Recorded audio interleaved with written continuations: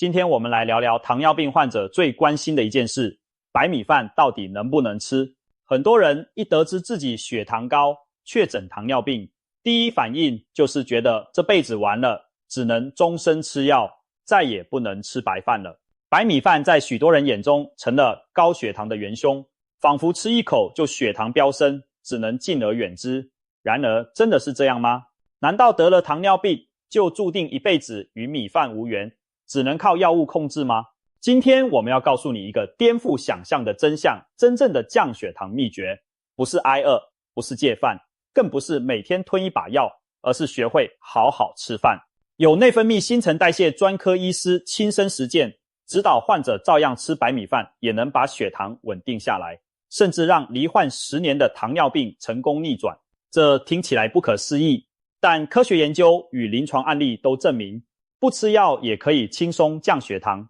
只要用对方法吃白米饭，效果堪比药物。那么这个方法到底是什么？白米饭应该怎么吃才能变成降糖神器呢？我们就从头开始说起。近年来，糖尿病人对白米饭产生了恐惧症，原因不难理解，白米属于精致淀粉，升糖指数也就是 GI 值很高，吃下去容易让血糖快速上升。确实，相较于糙米等全谷类，白米去除了大部分纤维和胚芽，消化吸收更快，餐后血糖峰值也更高。所以许多营养建议都说，糖尿病人要少碰白饭，多吃升糖慢的粗杂粮。然而，我们是不是忽略了什么？我们的上一辈、上上辈，一日3餐主食都是白米饭，为什么那时候糖尿病没现在这么泛滥？究其原因，现代人发病率高，一方面是生活形态改变，运动量少，另一方面正是饮食习惯出了问题。很多人一面不敢吃饭，但另一方面却照喝含糖饮料，吃饼干、蛋糕等甜食，或者肚子饿了就狂吃面包、面条。殊不知，这些看似没有吃饭的日子，反而摄入了更多隐形的碳水，而且以更不健康的形式进入体内。比起一碗有菜有肉的白饭，那些单独吃下肚的面粉、制品、奶茶和糕点，更容易让血糖飙得又快又高。许多糖友患了白饭恐惧症后偏食其他主食，结果血糖波动更剧烈，就是因为忽视了饮食的整体搭配。真正该做的不是完全拒绝碳水，而是学会控制碳水的质与量，并搭配均衡营养。换句话说，不是把白米饭赶出餐盘，而是请它换个位置，换种形态，再带上好伙伴一起上场。只要方法对了，白米饭一样可以成为稳定血糖的好朋友。别忘了，相较精制糖和糕点，白米饭至少还保有米粒的原型，不算是最坏的碳水来源。我们接下来一步步揭开这样吃白米饭的秘密。或许有人会问，难道干脆一口饭都不吃，采用生酮饮食，就能不让血糖上升吗？确实，极低碳水饮食短期内能降低血糖，但并不适合所有人，长期执行也很困难。一旦严格生酮后突然进食碳水，身体反而不知所措，更可能出现血糖飙升。而且完全不吃主食，身体缺乏碳水来源，可能出现疲倦、注意力不集中等问题，甚至增加酮酸中毒风险。相较之下，适量摄取健康碳水，搭配正确饮食策略，才能让你的控糖之路走得长长久久。与其过着如临大敌的日子，不如用聪明的方法把白米饭变成助力，既享口福又控血糖，两全其美。再提供一个有趣的历史插曲，美国杜克大学的医生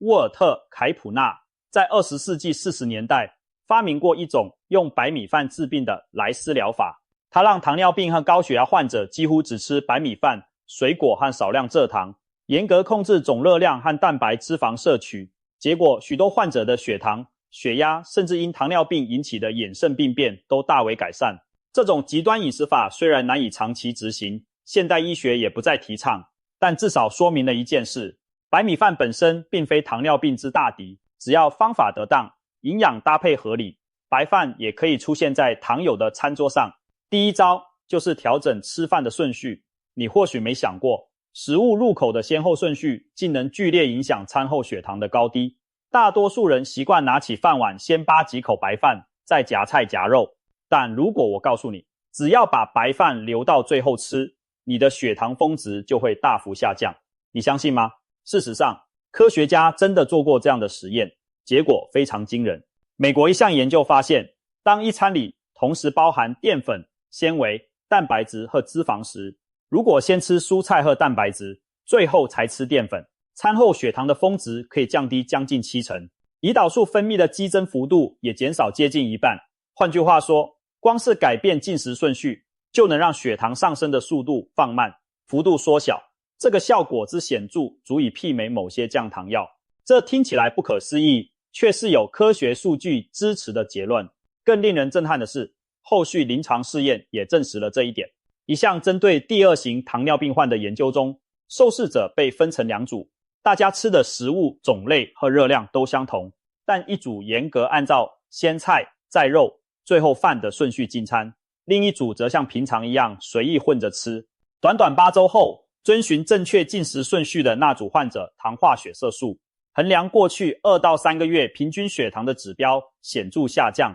显示血糖控制获得明确改善，已经出现逆转糖尿病的曙光。反观照常进食的那组人，他们的糖化血色素几乎没有变化。要知道，糖化血色素的降低意味着整体血糖水准趋于正常，这等于慢性高血糖正在被扭转，只改变吃东西的顺序，就达到长期血糖指标好转的效果，无疑是饮食控糖领域令人振奋的突破。为什么仅仅调整吃饭顺序就有这么神奇的作用呢？道理其实一点也不复杂，我们可以用一个形象的比喻来说明。把胃想象成一个水槽，把小肠看作水槽下的排水管，吃进的食物会先掉进胃这个水槽，再慢慢经由胃排空流入小肠这根管道，被分解吸收。假如我们一开始就让大量白米饭这种淀粉进入胃，淀粉很快就从水槽流到管道，在小肠被分解成葡萄糖，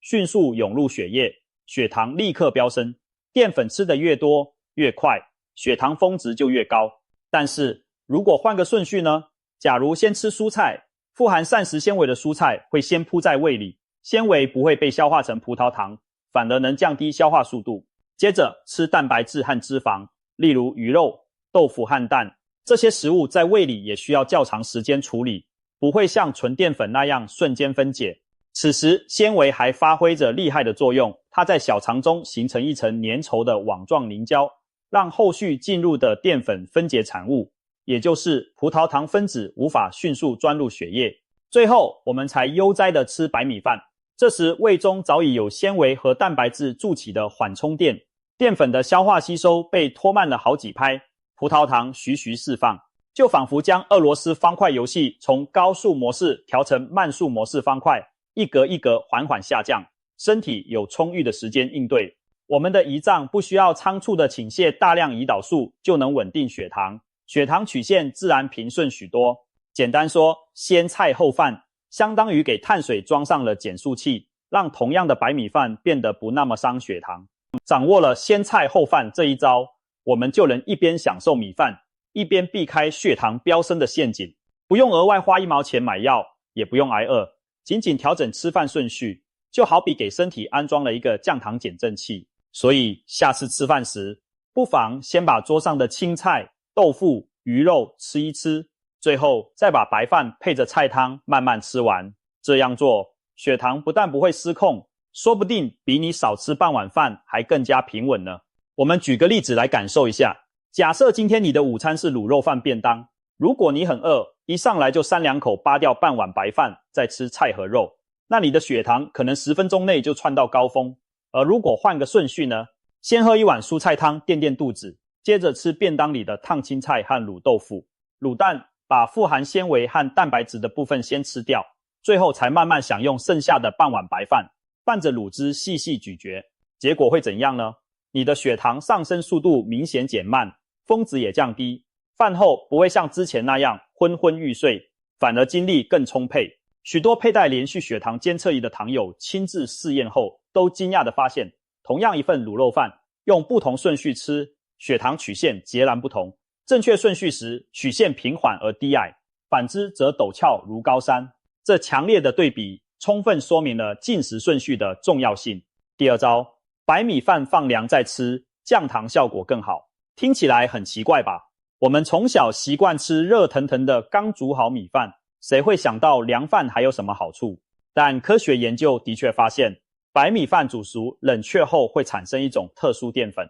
叫做抗性淀粉。顾名思义，这种淀粉对我们的小肠有抗性，也就是说不容易被消化酶分解。刚煮好的米饭里，淀粉分子排列松散，很容易被消化酶快速分解成葡萄糖。但米饭煮熟放凉的过程中，有一部分淀粉分子重新结晶排列，变成了紧密的结构。这些重组过的淀粉就像膳食纤维一样，通过小肠时不会被我们吸收，而能一路完整的到达大肠，被肠道细菌当作养分发酵利用。由于它抵抗消化，因此称为抗性淀粉。当白米饭转化出较多抗性淀粉时，同样一碗饭能被分解吸收的糖分就减少了，也就是实际进入血液的葡萄糖变少。根据营养学实验数据，冷却过的白饭比刚煮好的热白饭升血糖的幅度约莫降低2成到3成。别小看这几十个百分点，长期累积下来，对稳定血糖非常有帮助。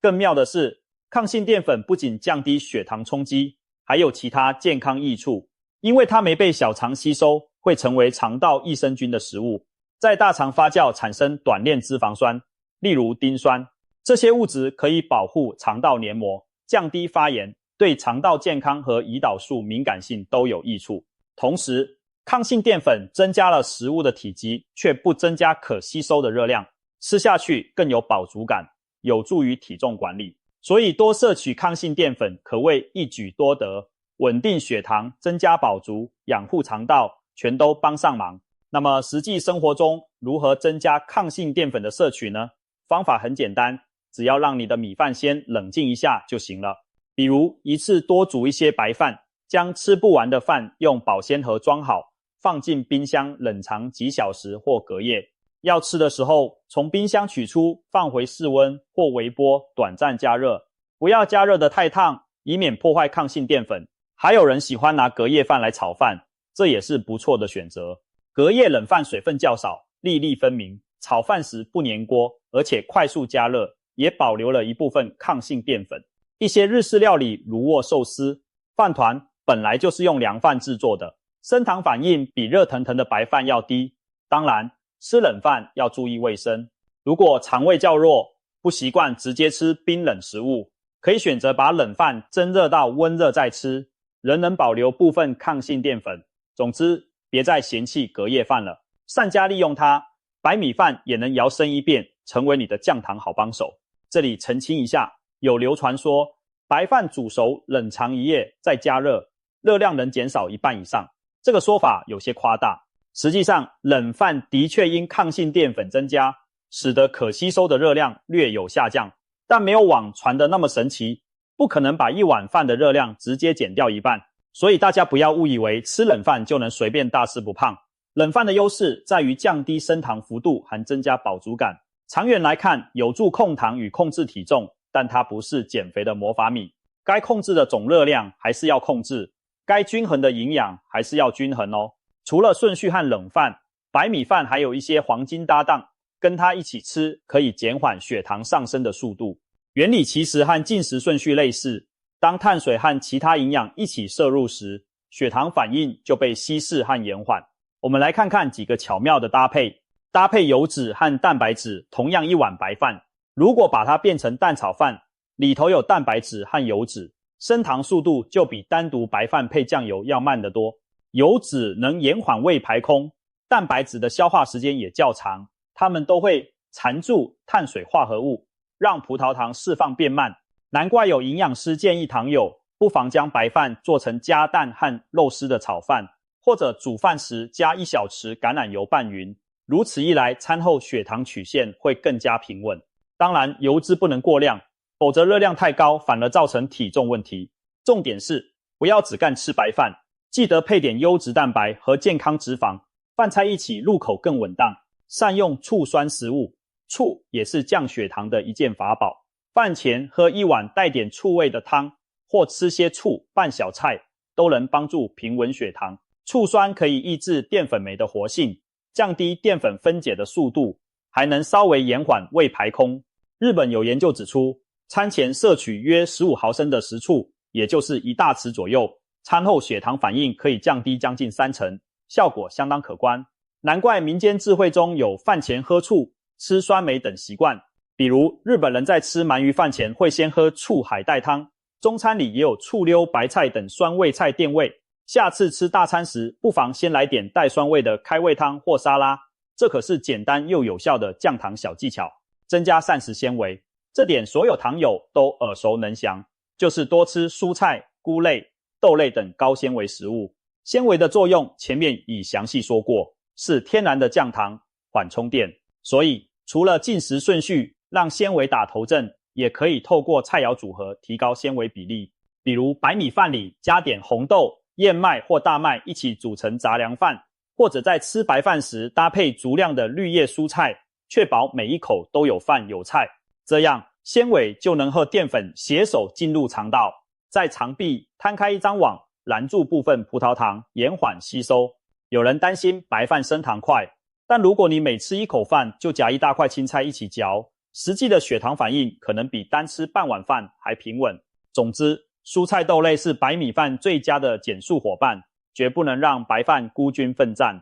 把以上几点结合起来，其实就是告诉我们，让白米饭和其他营养丰富的食物同行，它就没那么可怕。举个例子，如果想吃咖喱牛肉饭，正确的打开方式可以是先喝几口蔬菜汤或味噌汤暖胃，吃2口醋制小菜，接着把咖喱里的牛肉块和马铃薯、红萝卜加出来，先吃几块，最后再舀小半碗白饭，拌着咖喱酱细细品尝。这么一来，你既满足了口腹之欲，又不会摄入太多米饭，还利用了纤维和醋酸的威力，成功把血糖峰值给压了下来。看吧，白米饭并非洪水猛兽，只要身边有一票营养好搭档，它一样可以安分守己。总而言之，当你在享用白米饭时，记得让它喊好朋友们一起出场，别让它单枪匹马。白饭加点豆质谷物，旁边配上鱼肉豆腐，再喝口酸汤，这么一搭配，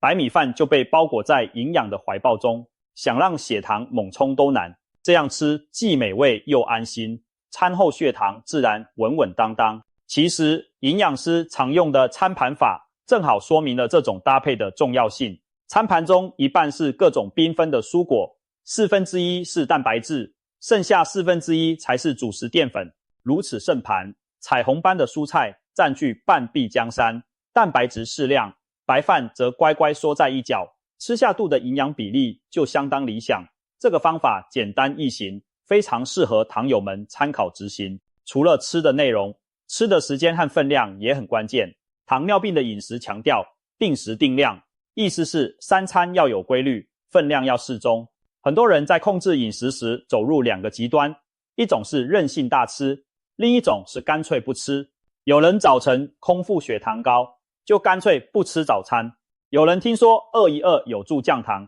就每天故意少吃1-2餐。其实这些做法都可能适得其反，长时间不进食会让身体误以为处于饥荒状态，引发一系列节能反应，代谢率下降，胰岛素分泌混乱，甚至肝脏开始分解肝糖，额外释放葡萄糖来自救。结果挨饿不仅让你头昏心悸，血糖还可能不降反升。更糟的是，挨饿之后往往紧接着就是报复性进食，一顿吃下双倍的量，导致血糖大起大落，对胰岛细胞造成极大压力。相反地，养成定时定量进餐的习惯，让身体按部就班地摄入养分，血糖反而更容易保持稳定。正常进餐后，血糖虽然会上升，但上升幅度可控，几小时内在胰岛素作用下血糖回落，再到下一餐时正好补充。如此周而复始，身体的新陈代谢节奏有条不紊，胰脏也不会过度劳累。很多成功逆转糖尿病的案例都证明了这一点。他们并没有采用什么激进偏方，只是老老实实3餐定时吃，每餐7-8分饱，反而把血糖控得服服帖帖。这种科学的生活方式看似平淡无奇，其实才是最长久有效的良方。以洪医师提倡的4糖均衡饮食为例，他强调糖尿病患绝对不能不吃淀粉，反而要每餐都摄取一定量的谷类主食。比如早餐来一碗燕麦粥配水煮蛋，午餐半碗白饭配鱼肉和一大盘炒青菜，晚餐半碗白饭配豆腐、海带汤和时蔬沙拉。每餐都有碳水，但分量控制在适宜范围，并且严守用餐时间，不随意省略。许多患者刚开始很疑惑，糖尿病了还能天天吃米饭吗？但几周之后，他们惊喜地发现，3餐定时定量、均衡搭配之后，血糖比过去挨饿节食时还更平稳，甚至有人持续实践几个月，体重下降了，腰围缩小了，精神变好了，连长期居高不下的糖化血色素都开始回落。医生于是帮他们调降药物剂量，甚至停掉了胰岛素注射，只靠饮食和作息就将糖尿病控制住了。另外值得一提的是，尽量避免随意加餐或不断的吃零食。有人以为少量多餐能稳血糖，但如果整天每隔1-2小时就进食，胰岛素就得频繁工作，血糖始终处于波动状态，也未必比3餐规律更好。对大多数人而言，一天3餐，少吃零食是更稳健的节奏。如果2餐之间实在饿了，可以选择少量的坚果或无糖优格垫垫胃，但千万别拿含糖饼干、蛋糕当点心。晚餐时间也别离睡觉太近，否则夜间血糖可能居高不下，还影响睡眠品质。总之，把握规律作息、定时用餐的原则，让身体按照生理时钟运作，血糖管理就成功了一大半。那水果能不能吃呢？答案是可以，但要掌握原则。水果虽然尝起来甜，其中的果糖若是连同纤维一起吃，对血糖的影响比精制糖温和。然而，空腹大量吃水果，同样会使血糖骤升。建议糖友将水果作为2餐之间的小点或饭后的饭后果，一次适量摄取1份，大约拳头大小，并尽量选择糖分相对较低的水果，例如芭乐、莓果、奇异果、番茄等。而榨成果汁则不建议，因为果汁去除了纤维，糖分浓度高，很容易让血糖飙升。其实，适量吃新鲜水果不仅无害，提供的维生素、矿物质和膳食纤维对糖尿病人反而有益处。别忘了，水果也是餐盘中那一半彩虹蔬果的重要组成呢。还有一个容易被忽略的小细节，用餐速度。现代人生活忙碌，不少人吃饭狼吞虎咽，5分钟就解决一餐，这对血糖控制非常不利。吃得太快，短时间内大量食物涌入肠胃，葡萄糖迅速产生并吸收入血，血糖当然飙升得又快又高。相反，如果能细嚼慢咽，把一餐饭拉长到20分钟以上慢慢吃完，葡萄糖就会逐渐释放，血糖峰值也会低得多。不妨放下手机，专心咀嚼每一口饭菜，给身体充裕的时间处理食物，让饱了的讯号传到大脑。你会发现慢下来，血糖也跟着乖下来。当然，不吃药并不代表可以胡吃海喝，在遵循以上原则的同时，我们还是要尽量避开那些对血糖非常不友善的地雷食物，比如含糖饮料、精致甜点、酥脆油炸物等等。这些高糖高脂的加工食品会让血糖迅速飙升，胰岛素疲于奔命，是控糖大忌。我们在运用聪明饮食法的同时，也要管住嘴巴，不要让一时的口腹之欲破坏了长远的健康。话说回来，只要坚持正确的饮食和生活习惯，再棘手的血糖也能被驯服。洪医师分享过一个真实案例，有位50多岁的先生罹患糖尿病将近10年，一开始以为自己离不开药，却在调整饮食后上演了惊人的逆转。他在医师指导下，把每天的3餐白饭照吃不误，但严格做到上述几点，每餐定时定量不漏餐，吃饭顺序先蔬菜后饭，饭里适当混搭糙米及蔬菜，饭后还养成散步半小时的习惯。结果短短3个月，他的体重减轻了5公斤，腰围缩小了10公分，空腹血糖从原本的170降到100出头，饭后血糖也从300-400毫克降到100多。连医生看到他的糖化血色素从8点多降到6出头时，都感到惊喜，当即替他减药。后来这位先生甚至停掉了所有口服药，只靠饮食和运动将血糖维持在正常水平。他激动地说，吃了10年药，没想到最后是靠吃饭把糖尿病给吃回去了。这样的故事并非孤立，如今医学界越来越重视糖尿病的缓解，也就是俗称的逆转。而良好的生活方式正是关键。糖尿病并非不可逆转，只要方法用，对身体有惊人的自我修复能力。药物固然是重要的工具，但如果能从根本改善饮食和习惯，不靠药物，血糖照样压得住。曾经让人闻之色变的白米饭，如今也摇身一变，成为我们稳定血糖的利器。从害怕米饭到利用米饭，我们完成了观念的转变，也帮助身体实现了健康的转捩点。最后，我们来总结一下不吃药降血糖的5大关键策略。第一，三餐定时定量，别饿一顿饱一顿。第二，